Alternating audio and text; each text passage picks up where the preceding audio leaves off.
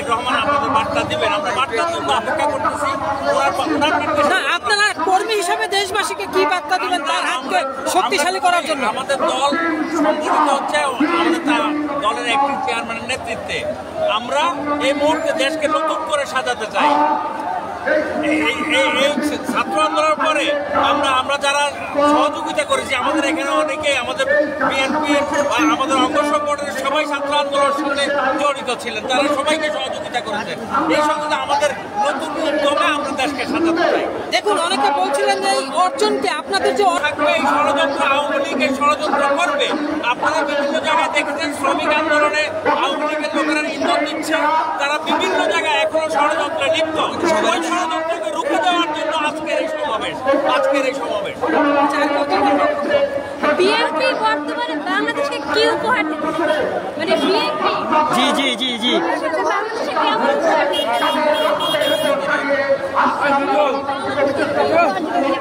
BNP বাংলাদেশকে একটা নতুন বাংলাদেশ উপহার দিবে, পরিচ্ছন্ন একটা দেশ উপহার দিবে।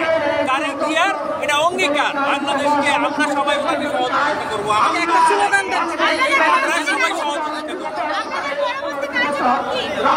আমাদের পরবর্তী কার্যক্রম হলো দেশকে নতুন করে সাজানো, সবাইকে সহযোগিতা করা, দেশকে সহযোগিতা করা, দেশের আইন শৃঙ্খলা বাহিনীকে সহযোগিতা করা, সবাইকে সহযোগিতা করা আমাদের অঙ্গীকার।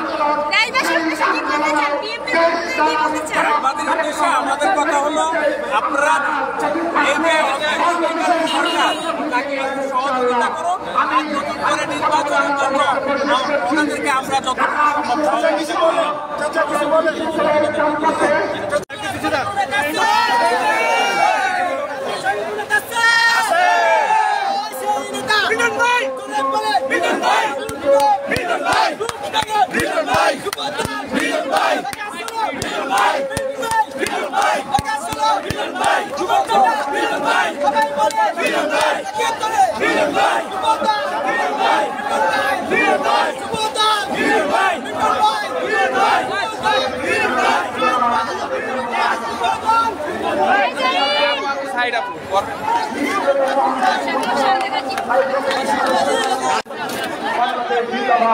জাতীয়তাবাদী মুক্তিযোদ্ধার জিন্দাবাদ, দেশনেত্রী খালেদা জিয়া দীর্ঘজীবী হোক, মহান মুক্তিযুদ্ধের ঘোষক বিএনপির প্রতিষ্ঠাতা শহীদ রাষ্ট্রপতি জিয়াউর রহমান আগামী দিনের রাষ্ট্রনায়ক তারেক রহমানকে আমরা সচেতনভাবে দেশে দিয়েছি।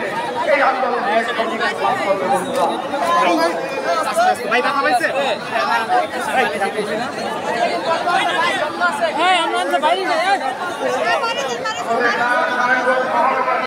আজকে আমাদের যে জিনিসটা আমরা করতে পারি নাই, সেটা আপনার জনসাধারণ এবং ছাত্ররা মিলে যে জিনিসটা করেছে, এটাকে আমরা ধরে রাখার জন্য আমরা সবাই ঐক্যবদ্ধভাবে ইনশাআল্লাহ আগামী দিনগুলোতে চেষ্টা করব এবং তারেক রহমানের হাতকে শক্তিশালী করার জন্য আমাদের যেখানে যা কিছু সবাইকে নিয়ে আমরা ঝাঁপিয়ে পড়বো ইনশাআল্লাহ। এখনো কিন্তু বিএনপির নামে নেতা কর্মী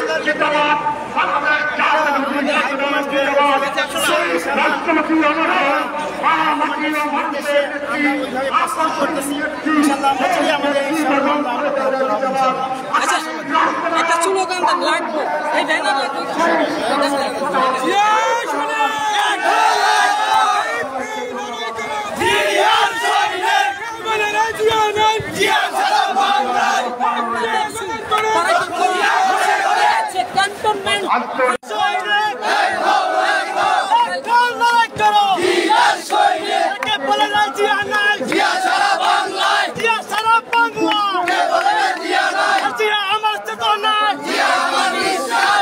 আমার বিশ্বাস